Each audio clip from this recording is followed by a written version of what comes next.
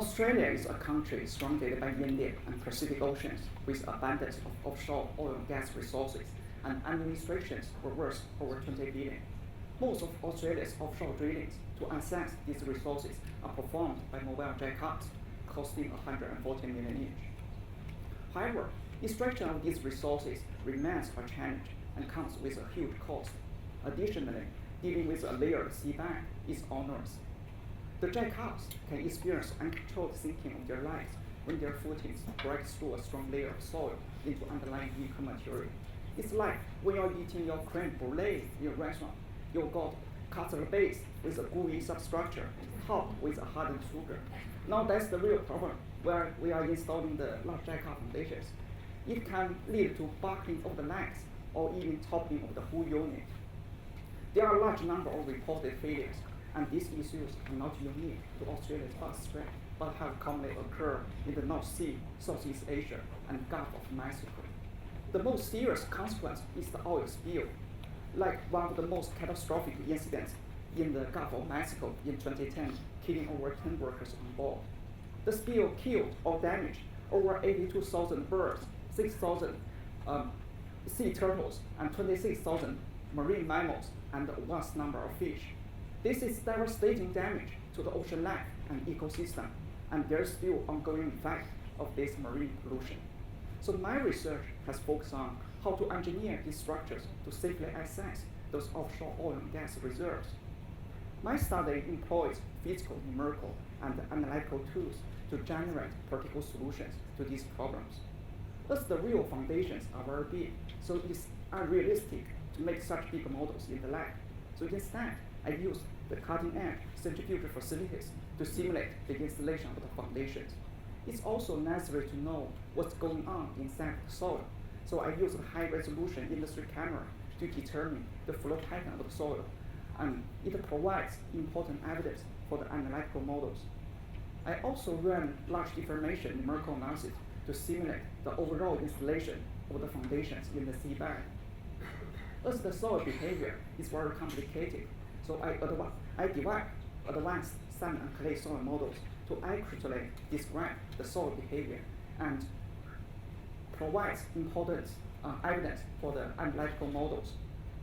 With the combination of these innovative physical and numerical findings and the formulation of analytical models, for the first time, I propose a comprehensive full prophetic prediction method that estimates how the jackup behaves in a layer of soil.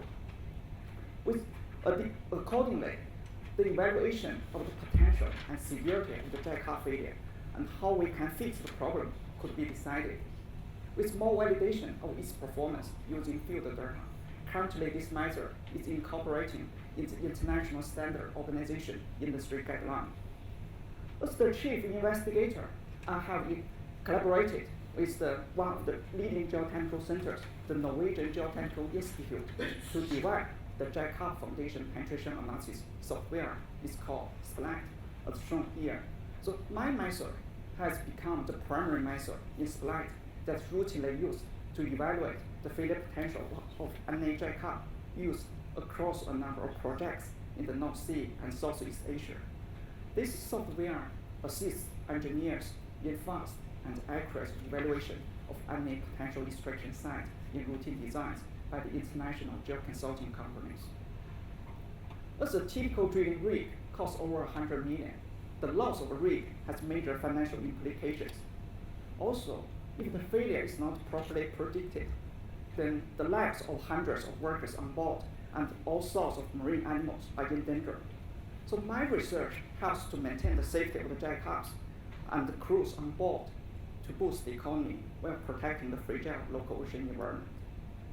As a result of my study, the industry has observed less jackup failures. Overall, it creates a safer infrastructure for offshore oil and gas extraction for a better future. Thank you.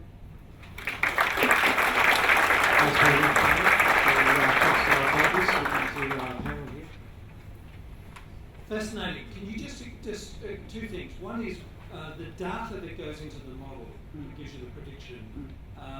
This is geotechnical data that the companies, the drilling companies have collected from the seabed as an input. Is that the physical input that you put into your model? Yeah, because this software actually, just like I said in the slide, I visit that NGI company, and they have their clients are the drilling company, so they have the first-hand drilling data, and I use the first-hand drilling data to input to the spreadsheet and make some predictions and estimations.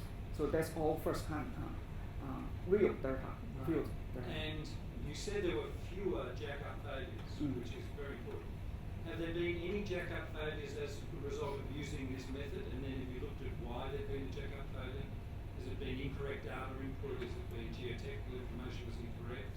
Or has every time the splat method has been used, there hasn't yet been a jack-up failure?